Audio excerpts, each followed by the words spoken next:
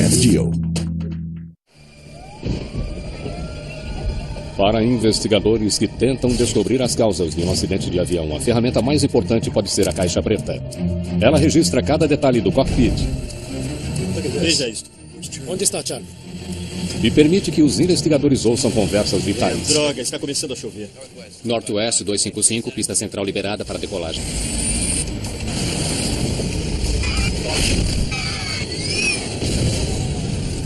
Mas na queda do voo da Northwest Airlines, Nunca trabalhei num acidente daquela dimensão. não foi o que os investigadores ouviram na fita. Não está ajustado. Mas o que não ouviram Verificado.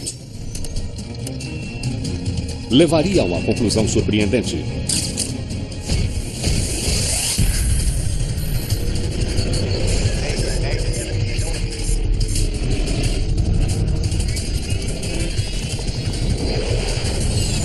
Mayday, desastres aéreos. Esta é uma história real, baseada em relatórios oficiais e relatos de testemunhas. Sem sinal. Detroit, Michigan, 16 de agosto de 1987. São 20 horas e a cidade está sufocante. A 25 quilômetros do centro da cidade, o aeroporto metropolitano de Detroit é um dos mais movimentados dos Estados Unidos. Mais de 1.100 aviões usam as 4 pistas todos os dias. Hoje, um deles é o voo 255 da Northwest Airlines com destino a Phoenix, Arizona. O comandante John Mouse está no comando. Mouse é um piloto veterano de Las Vegas e tem 57 anos. Seu copiloto é David Dodds, de 35 anos, de Galena, Illinois. Ambos têm anos de experiência neste tipo de aeronave. O MD-80 é também conhecido como Super 80 e é a segunda geração do DC-9.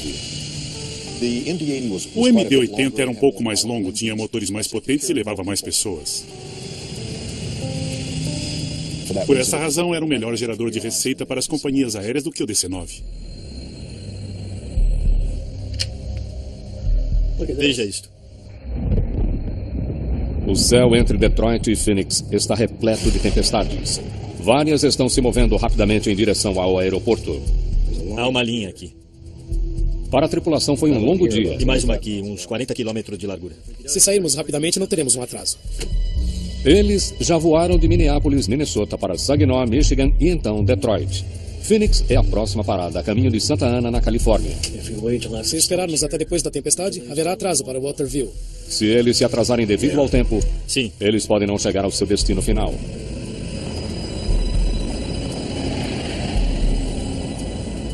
Vamos sair daqui antes que comece a chover. Os 149 passageiros do avião também estão ansiosos para sair.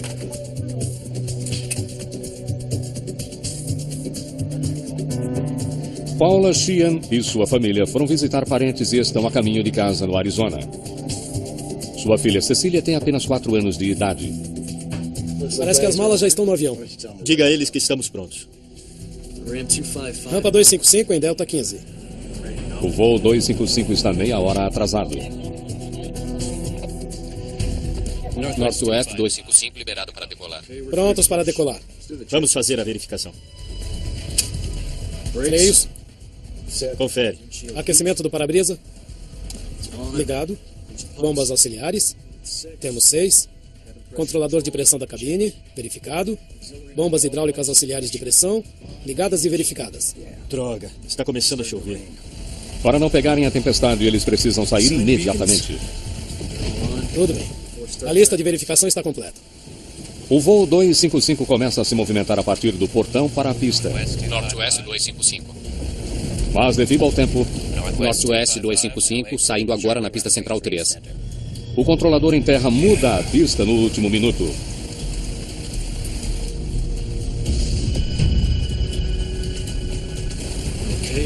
Confirmando, indo para Charlie 3 Centro, Northwest 255. Charlie para 3 Centro, direita. Correto. Senhoras e senhores, estamos nos preparando para decolar. Devemos partir em alguns minutos. Os comissários de bordo devem ficar sentados. Obrigado.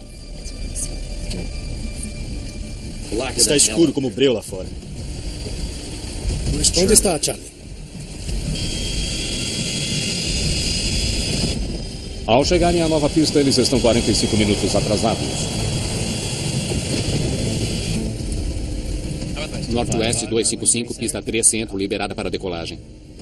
Em 17 segundos, 65 mil quilos de passageiros e a aeronave seguem a toda velocidade pela pista 3C. Mas momentos antes da decolagem, Miles descobre que ele não consegue usar o controle automático de potência, o Auto Throttle. Não consigo usar isso, não está configurado. Seu computador não está em modo de decolagem. Estão ligados agora. Certo.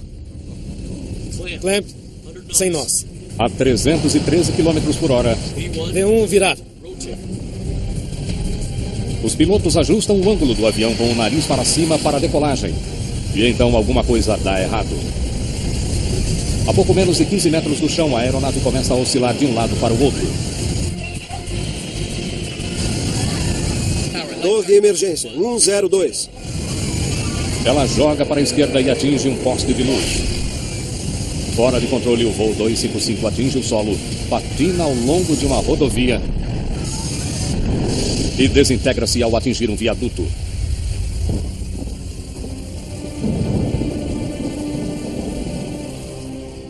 Rezei para que todo mundo saísse vivo, mas eu achava que era um avião pequeno, porque tudo aconteceu tão rápido. Eu não sabia que era um avião maior. Foi simplesmente horrível. Eu vi o avião vindo através dos viadutos e era uma enorme bola de fogo. Quando recebemos a chamada, era uma noite chuvosa de domingo. Disseram-nos que um avião havia caído e ficamos abalados. Dan olhou para mim e disse, espero que seja um pequeno.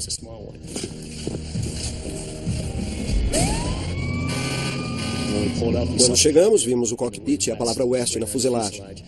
Olhamos um para o outro e ele disse, parece ser dos grandes. Há um rastro de corpos queimados e destroços por mais de 1 quilômetro. Poucos minutos após o impacto, o paramédico Tim Schroeder está no local procurando sobreviventes. Nunca tinha trabalhado num acidente daquela dimensão. Fomos surpreendidos pela magnitude do que estávamos vendo, pela enormidade da coisa. Foi algo impressionante. Em função do pouco que restou do voo 255, é provável que não haja sobreviventes. Eu me juntei ao Dan e começamos a procurar entre os destroços. Depois de alguns minutos, Dan ouviu um barulho. Ele me perguntou algumas vezes se eu tinha ouvido alguma coisa e eu disse não. E então eu finalmente ouvi e era uma espécie de choro bem fraco. Quando virei a cabeça para a direita, vi um braço por debaixo do assento. 1, 2, 3, levantar.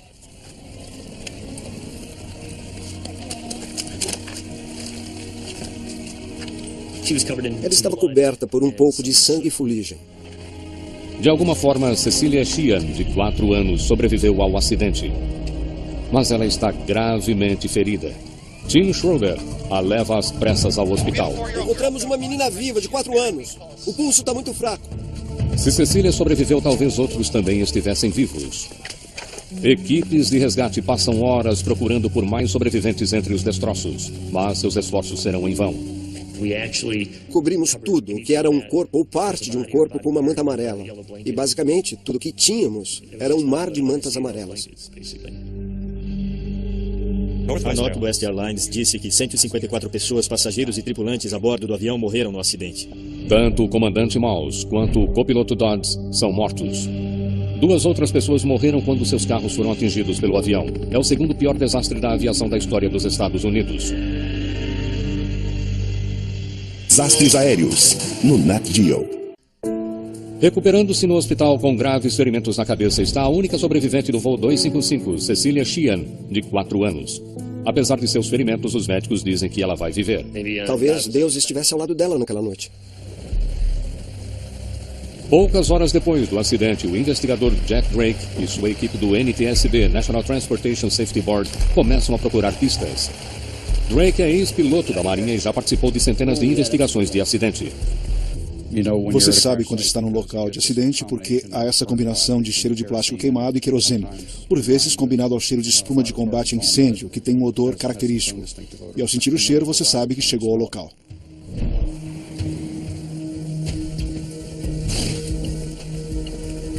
Drake e sua equipe tratam o local do acidente como a cena de um crime. Nossa equipe era composta de 12 ou 13 especialistas, alguns dos quais vão para o local enquanto outros fazem o seu trabalho em outro lugar. Eles começam a examinar todas as peças dos destroços para descobrir o que pode ter ocorrido. Cabe a eles analisar diferentes partes dos escombros e destroços e fazer uma análise qualitativa daquelas partes. Procuramos sempre, primeiro, os gravadores, que são chamados de caixas pretas, embora sua cor seja laranja. A informação é bem protegida porque fica numa caixa de aço resistente ao calor e ao choque.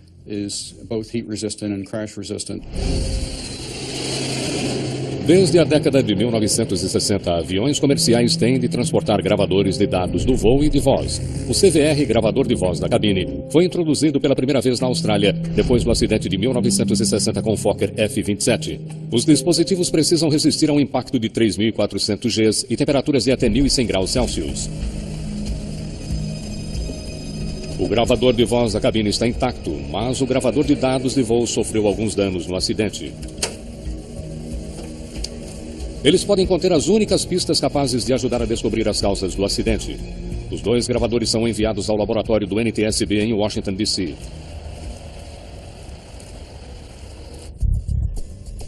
John Clark é um engenheiro de desempenho de voo que trabalha com Drake. Sua primeira tarefa é fazer um mapeamento dos destroços deixados pelo voo 255. Quando comecei a ver os destroços, imediatamente minha cabeça começou a pensar onde o avião teria batido, como teria batido. Não onde os destroços estavam, mas naqueles primeiros momentos quando o avião estava caindo. Clark procura marcas no solo e outras marcas no impacto e entrevista testemunhas para reunir dados sobre onde o avião caiu e como. E isso lhe dá uma ideia daqueles últimos momentos, uma ideia do que o avião estava fazendo quando atingiu o solo. Clark começa a entender os momentos finais do voo 255. De acordo com testemunhas, ao decolar, o avião não conseguiu subir e voou em uma posição com o nariz elevado. D1, virar. Aquilo poderia indicar que o avião não teve potência suficiente para sair do chão, que não tinha velocidade suficiente ou que ventos fortes o impediram de decolar. Testemunhas fornecem aos investigadores um indício decisivo. Você viu fogo saindo do motor? Várias pessoas, incluindo um controlador de tráfego aéreo, viram chamas saindo do motor do avião antes do acidente.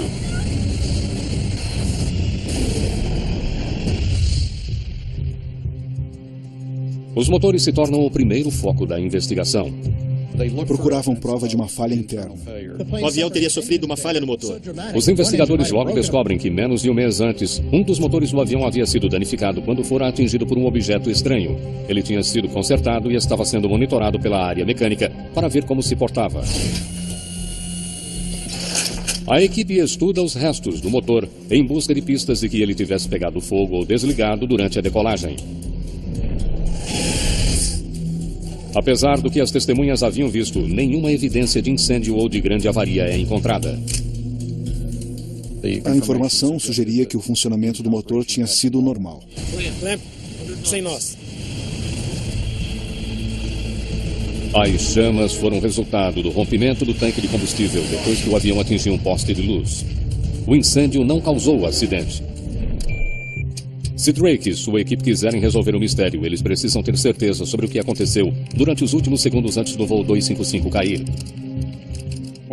Provavelmente a melhor evidência física é o que estava no gravador de dados do voo, que não dá informações sobre o tempo, mas sobre os parâmetros, a performance da aeronave essencialmente, segundo por segundo, mesmo em intervalos de quartos de segundo em alguns parâmetros. Mas os técnicos do NTSB não conseguem recuperar todas as informações do gravador. Eles o enviam para o fabricante na tentativa de conseguirem recuperar os dados perdidos. Enquanto espera por notícias sobre o gravador de dados do voo, Jack Drake verifica melhor quais eram as condições meteorológicas na noite do acidente. Houve uma convectiva ou chuva com trovões movimentando-se por aquela área, e seu impacto sobre o acidente exigia muita análise. Drake se pergunta como a tempestade teria afetado o voo 255. Ele ouve o gravador de vozes da cabine em busca de pistas e descobre que o tempo ameaçador preocupava a tripulação. Vamos sair daqui antes que comece a chover. Meu Deus, olha só isso. Drake constata que houve várias tempestades ao longo da trajetória de voo e elas estavam se aproximando de Detroit. Há uma linha aqui. E uma linha entre essas duas. E outra aqui com uns 40 quilômetros de largura. Trovoadas podem ser uma séria ameaça para os pilotos. Como havia tempo ruim na área, sempre nos preocupamos com microbursts. Microbursts ocorrem quando colunas de ar caem sobre a Terra. Quando um avião passa por ela, os ventos o atingem de todos os sentidos, fazendo com que seja difícil controlá-lo. Em uma situação de microburst, você pode ter ventos mudando de direção e também ventos verticais que empurram o avião em direção ao solo. Por isso pode haver uma perda de velocidade do ar, um aumento muito rápido da velocidade do ar e o avião é empurrado para o solo. E isso requer um controle muito agressivo por parte da tripulação. Esta condição de tempo incomum já tinha matado antes. Em 1985, um microburst derrubou um voo da Delta Airlines em Dallas, matando 137 pessoas.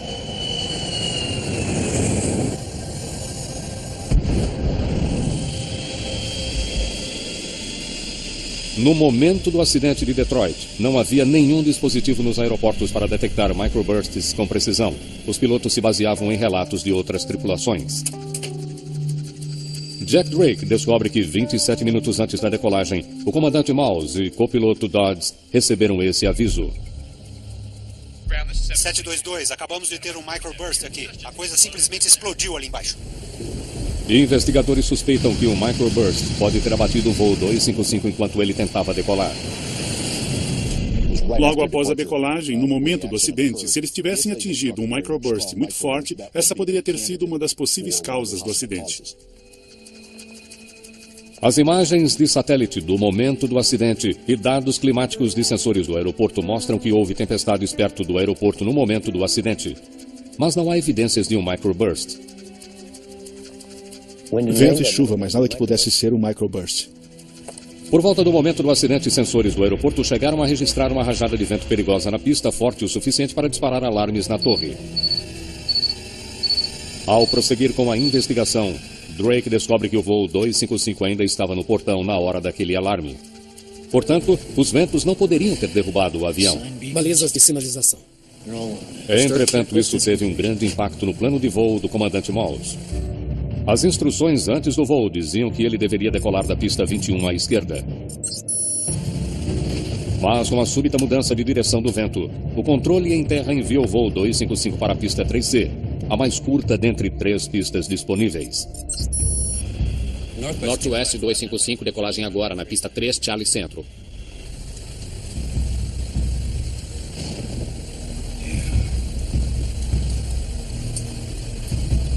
Ok, para Charlie, para 3 Centro, Northwest 255. Charlie para 3 Centro, à direita. Certo. Controladores tentam fazer os voos decolarem contra o vento. O vento adicional sobre as asas de um avião lhe dá mais sustentação e o ajuda a decolar. Decolar contra o vento é mais seguro, mas decolar na pista mais curta significa que o copiloto Dodds precisa recalcular o peso do avião na decolagem. Se houver uma mudança de pista, você tem que determinar se o peso da aeronave lhe permite acelerar e sair com segurança. E isso varia, dependendo do comprimento da pista, da temperatura, da altitude do aeroporto. Talvez o copiloto tenha cometido um erro de cálculo. 44,4.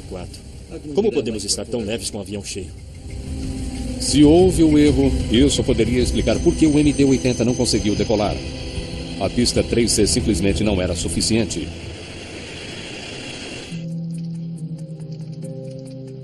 Usando cálculos com base no peso médio de bagagem e passageiros a bordo, a equipe de Drake confirmou os cálculos de Dodd.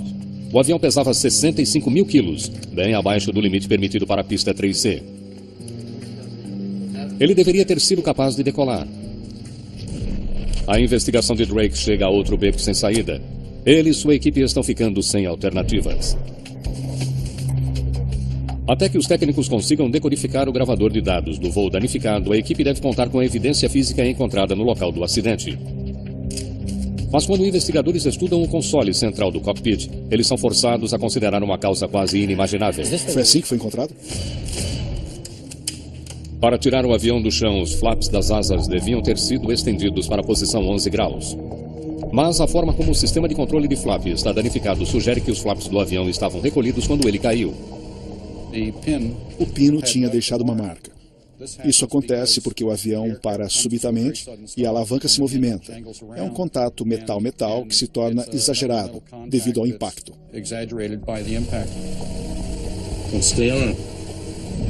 Aquilo indicava que os flaps estavam em zero ou completamente recolhidos e que os slats também estavam. Flaps e slats são extensões que deslizam para fora da parte traseira e dianteira da asa. Eles tornam a asa maior, aumentando a sustentação, e devem ser estendidos para a decolagem. Na maioria das vezes, com os slats recolhidos, com os jatos modernos de hoje em dia, o avião não é capaz de voar. Se a tripulação tentou decolar com os flaps recolhidos, seria um erro espantoso. V1, virar. Mas uma piloto que estava logo atrás do voo 255 na pista tem certeza de que os flaps do avião estavam estendidos. Tem certeza que os flaps foram estendidos? Pilotos de outras aeronaves que estavam próximas do ponto onde a decolagem havia começado diziam que flaps e slats estavam estendidos na posição normal. E investigadores não conseguem ter certeza de que os flaps haviam sido estendidos. Os indícios que eles precisam estão em algum lugar no mar de destroços recuperados no local do acidente. No final, os pesquisadores encontram as evidências necessárias dentro de uma seção da asa esquerda do avião. Cada componente do sistema de slat tem seu próprio sistema de acionamento, e um deles foi interrompido pelo poste de luz que atravessou a asa. Quase 5,5 metros de asa esquerda foram cortados. O cabo de controle dos slats foi cortado em 2 quando a asa bateu no poste de luz. Com base no local em que o cabo foi cortado, os investigadores podem dizer se os slats e flaps estavam estendidos ou não.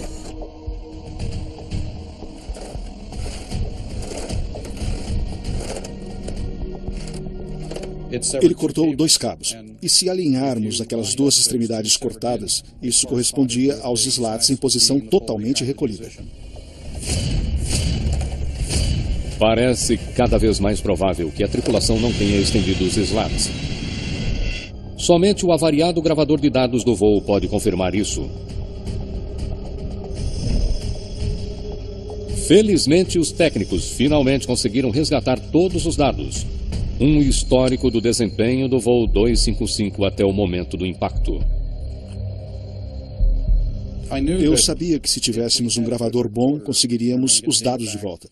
Os gravadores de dados do voo combinados dão esse histórico do tempo que acompanha evidência física ou danos físicos. Como esperado, o gravador de dados do voo confirma o que as evidências mostravam aos investigadores. O gravador de dados do voo nos dizia que flaps e slats não haviam sido estendidos. Isso é um grande avanço. Agora Drake sabe o que derrubou o voo 255. Mas o gravador de dados do voo não responde a uma questão mais preocupante. Por que os flaps não foram usados? Por alguma razão, uma equipe experiente esqueceu um dos passos mais básicos envolvidos na decolagem. Desastres aéreos, no Nat Geo. 2 meses depois do acidente, a única sobrevivente do voo 255 da Northwest Airlines, Cecilia Sheehan, recebe alta do hospital. Não temos certeza como a menina sobreviveu, mas ela é uma menina muito pequena, presa pelo cinto de segurança a um assento bem grande. E ela estava mais protegida do que os adultos que poderiam estar sentados ao redor dela. Ela teve muita sorte. Jack Drake precisa saber o que contribuiu para a morte da família da menina e de todas as outras vítimas. Ele descobre uma pista importante no gravador de voz da cabine, que mostra que a mudança de pista de última hora causou confusão na cabine. Quando o avião começou a taxiar, está escuro como breu lá fora. Northwest 255 saindo agora para a pista Charlie 3 Centro. Surgiram outras atividades com potencial de causar distrações. Ele disse 3 Centro? 3 centros, sim. Por isso eu estava achando que devíamos pegar esse caminho. Eu estava pensando em 2-1. Eles fizeram uma curva errada que poderia ter sido confusa porque tiveram de percorrer um caminho diferente. Onde está, Charlie? Logo no final desta rampa. Acho que Não, Charlie... é a Charlie. Tem certeza? Acho que sim. A caminho da pista 3, a tripulação se perde. Controle Norte-Oeste 255. Acho que passamos pela Charlie. Estamos indo para 3 centro-direita.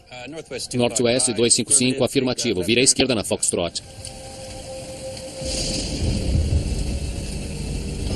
Eles finalmente chegam à pista, 45 minutos depois. Senhoras e senhores, somos os próximos a decolar e devemos partir em alguns minutos. Comissários, permaneçam sentados. Obrigado. Mas Jack Drake descobre que há algo faltando no gravador de voz da cabine. Ao que parece, a tripulação deixou passar uma etapa muito importante. Estamos no caminho correto para a central, não? Droga. Antes de se perderem, a tripulação do voo 255 realizou uma série de checklists. Mas, possivelmente devido à confusão da mudança de pista, eles parecem ter ignorado completamente o checklist de táxi.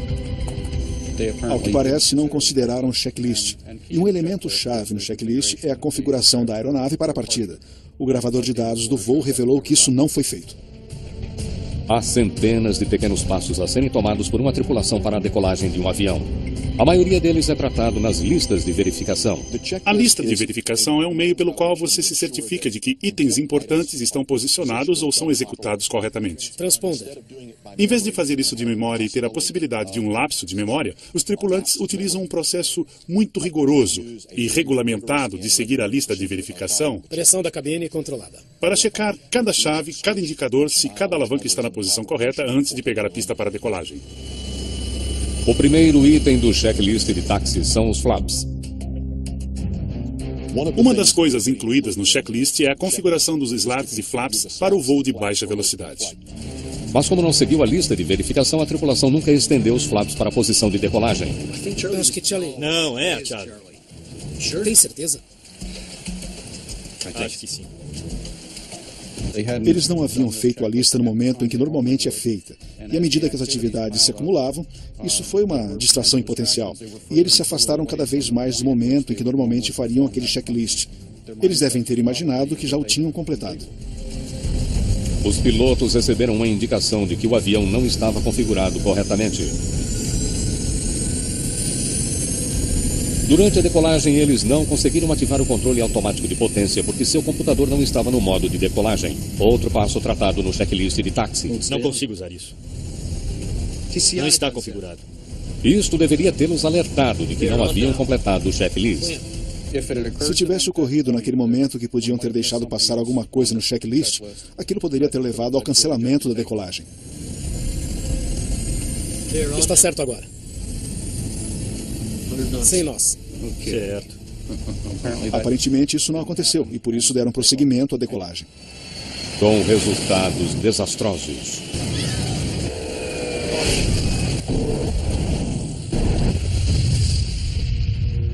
Um alarme deveria ter soado quando os pilotos tentaram decolar com seus flaps recolhidos. Mas por alguma razão os investigadores não conseguem ouvi-lo no gravador de voz da cabine. Quando ativado, isso alerta a tripulação para o fato de que a aeronave não está em configuração segura para a decolagem. Talvez ele tenha sido ativado, mas não conseguimos ouvi-lo. A equipe de investigação está determinada a descobrir por que o aviso de alerta de decolagem não soou. Técnicos analisam o gravador de voz da cabine em busca de mais pistas e acham algo incomum. Eles captaram alguns avisos no gravador de voz da cabine que não estavam corretos. Stall. Esse aviso alerta a tripulação de que o avião está prestes a escolar, mas deveria ser proveniente de 2 alto-falantes na cabine. Os técnicos percebem que ele vem apenas de um. Quando o avião decolou, houve um aviso de stall. E o aviso de stall tem uma característica. É como se dissesse stall all, porque são 2 avisos. E a finalidade dos dois avisos é a redundância. Mas essa redundância não estava presente na gravação. Havia um único alerta de stall. Fui até um MD-80 posicionado na rampa em Detroit e um comandante nos mostrou os diferentes sons. Vamos começar com o aviso de configuração. O aviso de configuração de decolagem é o que os teria alertado sobre os flaps e slats. Flaps. Slats. Flaps. Podemos ouvir o aviso de stall? Stall on. Stall on. Stall on. Ele ativou o sistema de aviso de stall para teste e o alerta dizia stall all. Stall on. A voz do canal esquerdo é ligeiramente diferente da voz da direita, como deveria ser, mas não é isso que Clark ouviu no gravador de voz do voo 255. Pode fazê-lo soar como este? Stall. Stall. Para ouvir stall uma única vez, ele tinha de puxar energia para um ou outro lado, e ele demonstrou isso puxando o disjuntor P40. O disjuntor é a chave elétrica que protege o circuito de danos causados por sobrecarga. O disjuntor P40 é uma peça importante nesta investigação. Ele estava relacionado tanto com a falha do aviso de decolagem quanto com os sistemas de aviso de stall. O que me impressionou, ele disse, é que sei que há pessoas que fazem isso. Eu, obviamente, não faço, mas deixa eu lhe mostrar como é feito. E ele colocou a mão para trás dele, por detrás do assento, e lá embaixo puxou o disjuntor P40 sem olhar. E então, quando o aviso de stall soou, ouvia-se um único stall. Stall. Stall. É um indício importante. Clark só poderia reproduzir o estranho aviso de stall puxando o mesmo disjuntor que conectava o alerta de decolagem. Isso mostra aos investigadores que o disjuntor foi desengatado quando o voo 255 tentava decolar. E então, John Clark percebe algo mais sobre o disjuntor P40. Era possível ver marcas de sujeira ao redor do decalque em torno do disjuntor. Pareciam marcas de dedos, onde se acumulara óleo, sujeira e fuligem ao longo dos anos. E então ele me disse que aquele disjuntor estava sendo usado rotineiramente por muitos pilotos. Pode me dizer por que aquilo está tão gasto? Descobriu-se que o aviso de configuração de decolagem poderia ser incômodo para os pilotos. Se você estiver fazendo um taxiamento com um só motor, você tem de empurrar o throttle um pouco mais para conseguir potência para taxiar, e isso faria disparar o alerta de decolagem. Então eles puxavam o disjuntor para silenciá-lo. Ele é irritante, é um alerta. O objetivo é alertá-lo, e vai soar todo o tempo. Isso os irritava, e por isso, aparentemente, os pilotos estavam rotineiramente silenciando aqueles alertas de decolagem. Investigadores suspeitam que a tripulação do voo 255 desengatou o disjuntor para evitar o irritante aviso de decolagem. E então, com um atraso ainda maior devido à mudança da pista e da tempestade iminente, eles iniciaram a decolagem sem fazer o checklist de táxi. Isso poderia explicar por que o alarme não soou quando eles tentaram decolar com os flaps recolhidos. Não sabemos se o piloto puxou o disjuntor naquele voo em especial. Um erro havia certamente sido cometido e havia a possibilidade de dois. Acho que o uso excessivo do disjuntor, devido às marcas de sujeira ao redor dele e às declarações dos pilotos, indicam que é muito provável que ele tenha feito isso. Ao que parece, a queda do voo 255 foi causada por erro do piloto. Agora, os investigadores podem reunir com exatidão o que aconteceu naquela noite em Detroit. Mas seria preciso outro acidente chocante para a indústria da aviação aprender a lição. Desastres aéreos, no Nat Geo. A equipe de Jack Drake descobriu o que causou o acidente do voo 255. Mas não pôde impedir que isso acontecesse novamente. Um ano depois, em Dallas, o voo 1141 da Delta tentou decolar sem os flaps estendidos. Os investigadores que trabalhavam no acidente da Northwest estão chocados. Fiquei frustrado ao saber que outra companhia aérea havia feito a mesma coisa em outro tipo de aeronave cerca de um ano depois. O acidente da Delta revelaria falhas potencialmente mortais. Antes de começar a lista, bateria. Nas listas de verificação que os pilotos comerciais são treinados a seguir. Os acidentes da Delta e da Northwest mataram 170 pessoas e tinham causas estranhamente semelhantes. Em ambos os desastres, a carga de trabalho no cockpit tinha aumentado. Meu Deus, olha só isso. Northwest 255 saindo agora para Charlie, pista 3 centro. Se sairmos rapidamente, não teremos um atraso.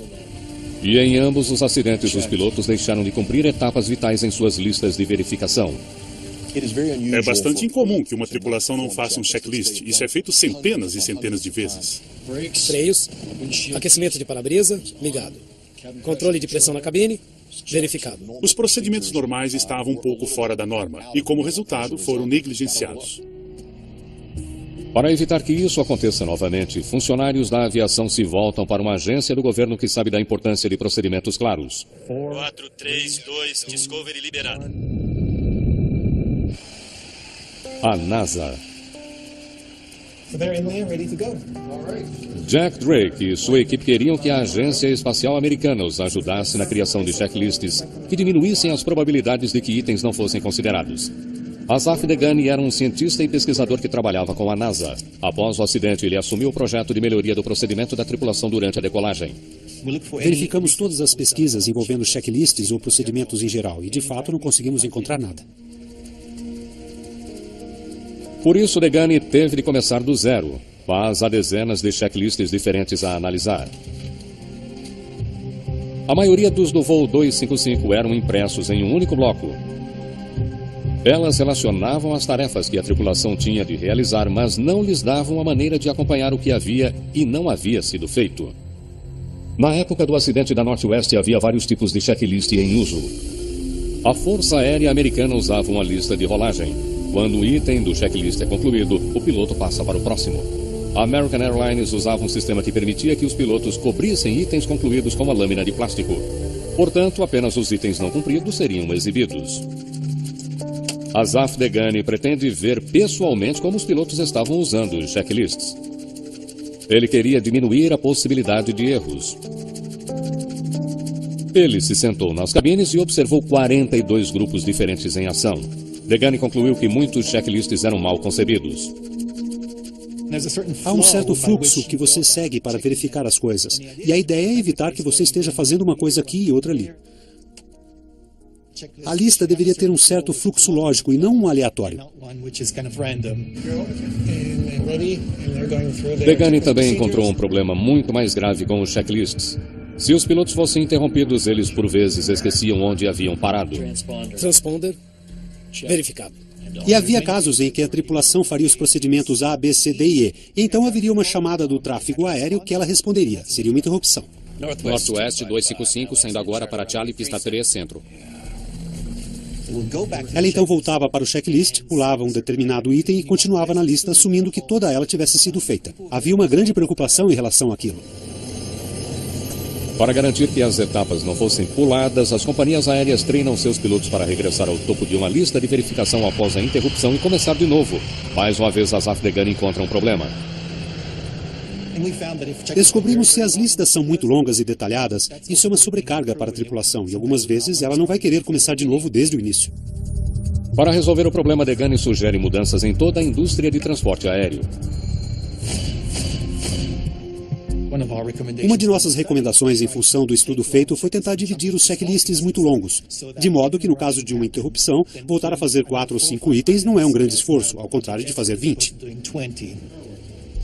Degani ainda fez recomendações sobre o tipo de letra que as companhias aéreas utilizam para que a leitura fosse mais fácil para os pilotos.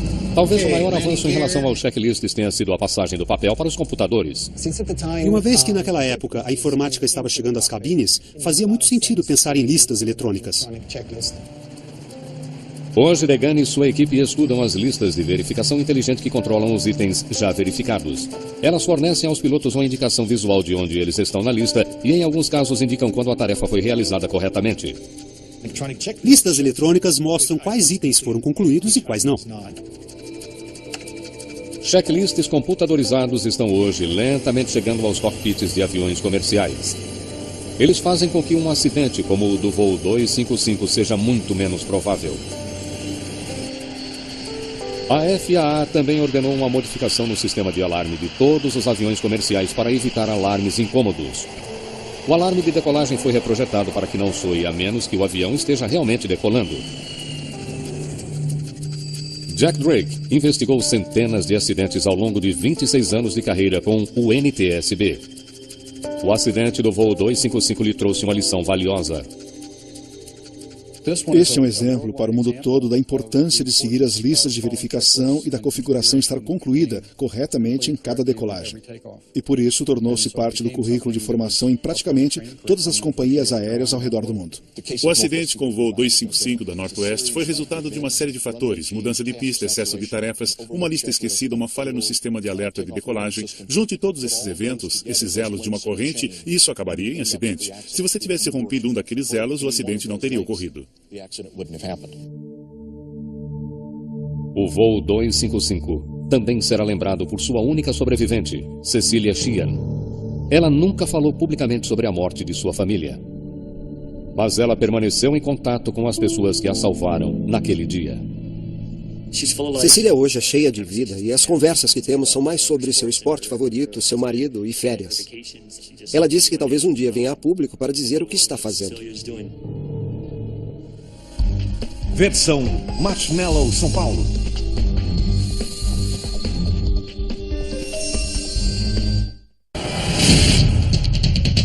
Profecias. Aqui antes que comece a chover. Os 149 passageiros do avião também estão ansiosos para sair.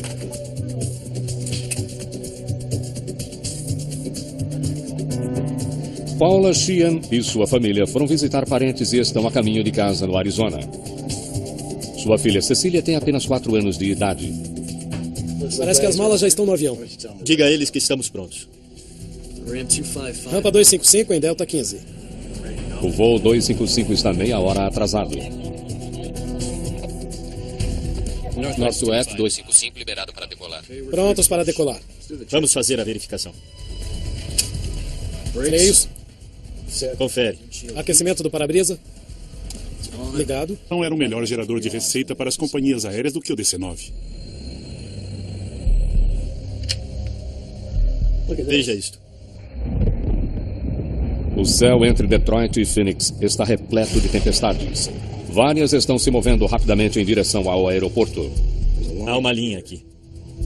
Para a tripulação foi um longo dia. E mais uma aqui, uns 40 quilômetros de largura. Se sairmos rapidamente, não teremos um atraso.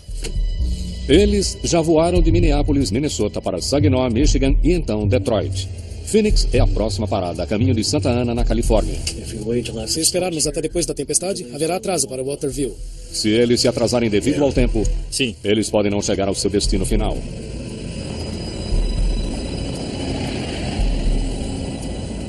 Vamos sair da... Para investigadores que tentam descobrir as causas de um acidente de avião, a ferramenta mais importante pode ser a caixa preta. Ela registra cada detalhe do cockpit. Veja isto. Onde está, Charlie? E permite que os investigadores ouçam conversas vitais. Droga, está começando a chover. Northwest 255, pista central liberada para decolagem.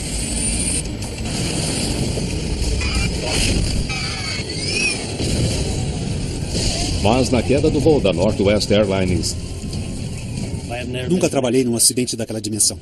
Não foi o que os investigadores ouviram na fita. Não está ajustado.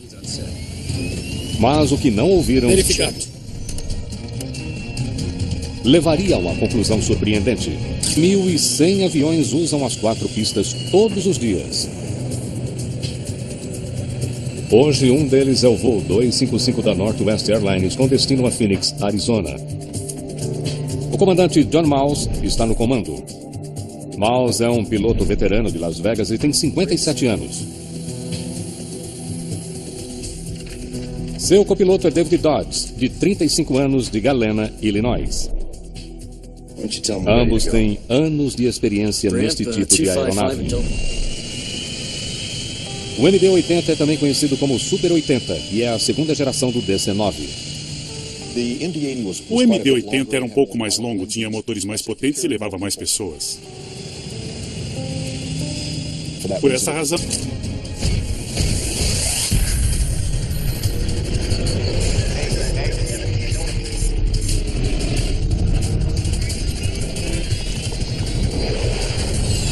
Mayday! Desastres aéreos.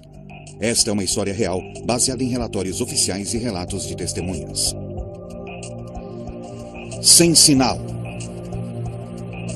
Detroit, Michigan, 16 de agosto de 1987. São 20 horas e a cidade está sufocante. A 25 quilômetros do centro da cidade, o aeroporto metropolitano de Detroit é um dos mais movimentados dos Estados Unidos. Mais de